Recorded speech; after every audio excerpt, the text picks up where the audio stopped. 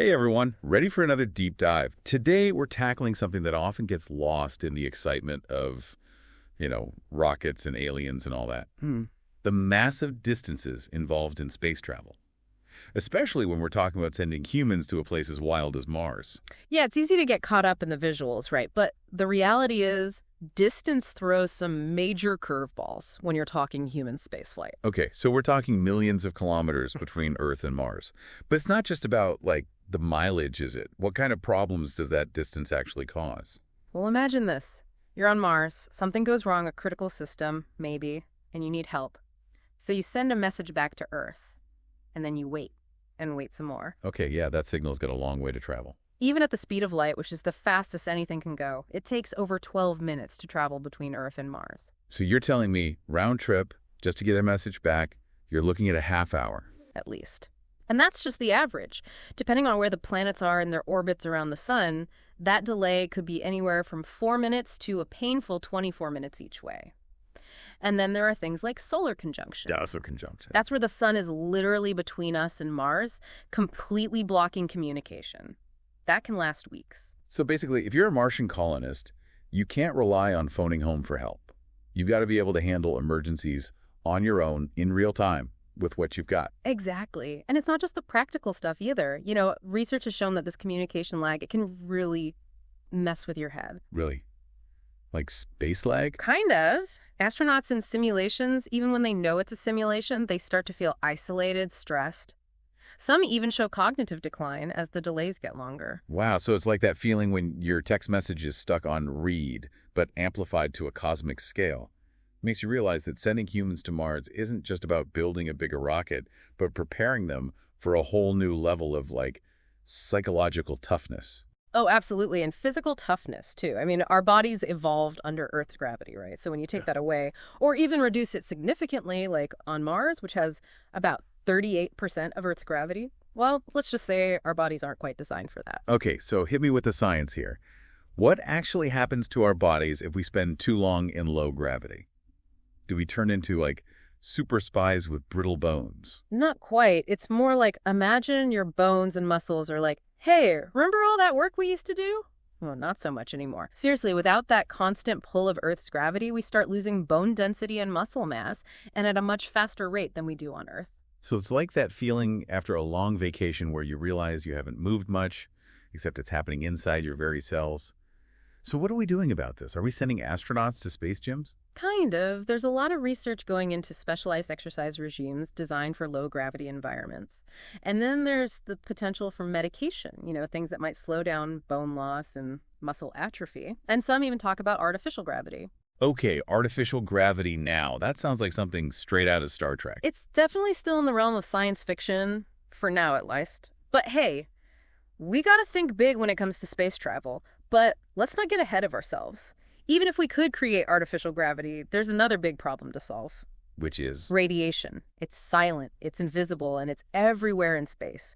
Down here on Earth, we're pretty lucky. We've got our planet's magnetic field acting like a giant force field, deflecting most of the harmful radiation coming from the sun and other cosmic events. But once you leave that protective bubble, you're essentially a much easier target. And we're talking about radiation levels that make a sunburn look like, well, nothing. Okay, so how bad are we talking here? Paint me a picture. One study estimated that just a round trip to Mars could expose astronauts to a minimum of 0.66 sieverts of radiation. Sieverts? Is that a lot? It's like getting hundreds of chest x-rays all at once.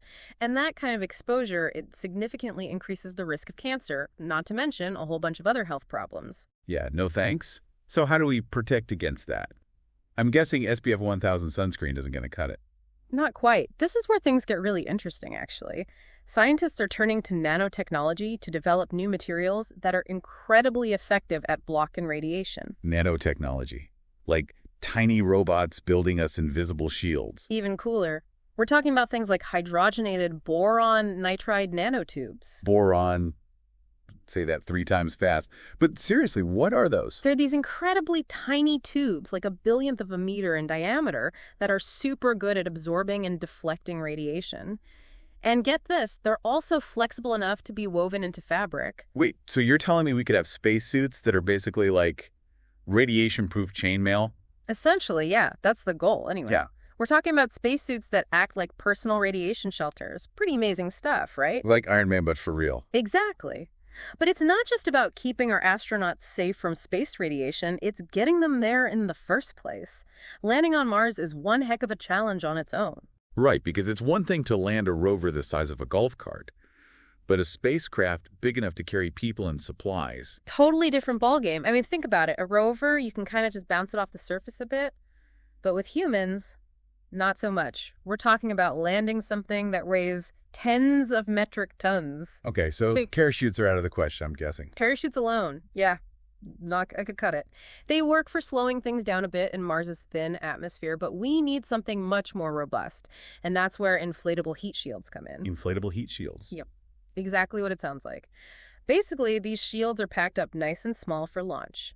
Then, during atmospheric entry, they inflate, creating a much larger surface area to slow the spacecraft down without adding a ton of weight. So it's like a parachute, but way more high-tech. You got it. And the best part, NASA has actually tested this technology. Back in 2022, they launched the LOFTEED system, that's the inflatable heat shield, and it worked. So it's not just some crazy idea, it could actually work. Exactly. It's one of the most promising solutions for landing heavy payloads on Mars. But even once we land, the challenges keep coming. We can't exactly pack everything we'll ever need for a Mars colony on a spaceship. Right. We'd need like a spaceship the size of Texas to haul all that stuff. Exactly. So that's where the idea of living off the land comes in, or in this case, living off the planet. It's called In Situ Resource Utilization, or ISRU for short. Catchy. So we're talking about using what we can find on Mars to, build habitats, grow food, that sort of thing. Exactly. And one of the coolest areas of research in this area is Martian concrete. Hold on, concrete. On Mars, where are we getting cement mixers on the red planet? Well, that's the thing about Martian concrete. It doesn't actually use water, which, as you can imagine, is a pretty precious resource on Mars. Instead, it uses sulfur, which is abundant on Mars, as the binding agent. Okay, so no water needed. That's pretty impressive. Yeah.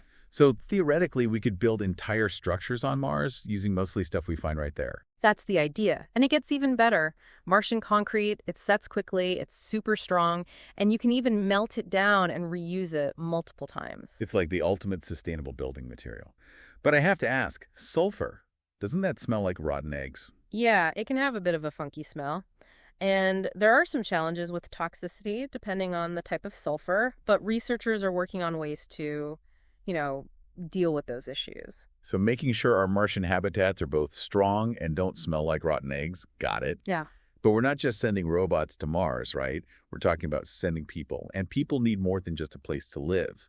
They need to stay mentally healthy too, which can't be easy millions of miles from home. That's a really good point, and it's something mission planners are thinking about a lot. The psychological well-being of astronauts on a Mars mission, it's crucial. Because being cooped up in a spaceship or a habitat for months on end, even with the best crew in the world, that's got to take a toll, right? Absolutely. And we've already talked about the isolation of communication delays, but there's also the stress of living in a high-pressure environment, the lack of natural light, the confinement. All of that can contribute to mental health challenges. It's giving me claustrophobia just thinking about it. Yeah.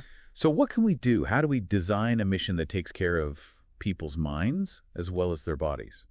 That's the million-dollar question, and there's no easy answer, but there are a lot of smart people working on it. For example, there's a lot of focus on habitat design, things like incorporating natural light, creating spaces for privacy and relaxation, even just thinking about color schemes and how they can impact mood. So it's about more than just functionality. It's about creating a space that feels, livable. Exactly. And then there's crew selection.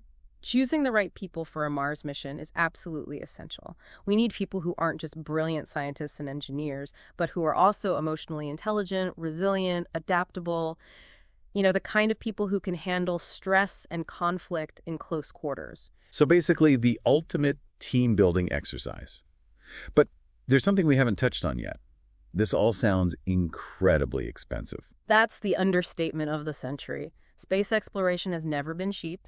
And sending humans to Mars, let's just say it'll require a hefty investment. We're talking trillions of dollars. Trillions. With a key. That's a lot of zeros. So how do we even begin to justify that kind of spending? It's a good question, and it's one that comes up a lot. But I think it's important to remember that the benefits of space exploration, they often go way beyond just, hey, we landed on Mars. So it's not just about bragging rights. Well, there's a little bit of that, maybe. But think about it, when we push the boundaries of what's possible, when we invest in cutting-edge research and development for space exploration, it often leads to breakthroughs that have real benefits here on Earth. Like what? Give me an example. Well, think about something like GPS, or satellite communications, or even medical imaging technology. All of those things, they have roots in space exploration. Okay, so it's like a ripple effect. The technology we develop for space often ends up benefiting us here on Earth in ways we might not have even imagined. Precisely. And then there's the economic potential of Mars itself. We're talking about a whole planet's worth of resources. Yeah. Water, ice, rare earth elements, maybe even solar energy on a massive scale. So are we talking about Martian mining operations? Martian solar farms? A whole Martian economy? It's definitely within the realm of possibility. And who knows, maybe one day we'll even have Martian tourists. But before we start selling tickets to Mars, there are some big ethical questions we need to wrestle with. Right, because it's not just about if we can go to Mars, but if we should. Exactly. We're talking about things like, how do we protect the Martian environment? What are our responsibilities if we find evidence of past or even present life on Mars? Do we have the right to alter another planet to suit our needs? Wow, yeah, those are some heavy questions. Yeah. But they're important ones to consider. Absolutely. And they're not easy answers. But just like with any big challenge, I think the key is to approach it thoughtfully, carefully, and with a healthy dose of humility. Humility, because... Because we're venturing into the unknown. And it's important to remember that we don't have all the answers.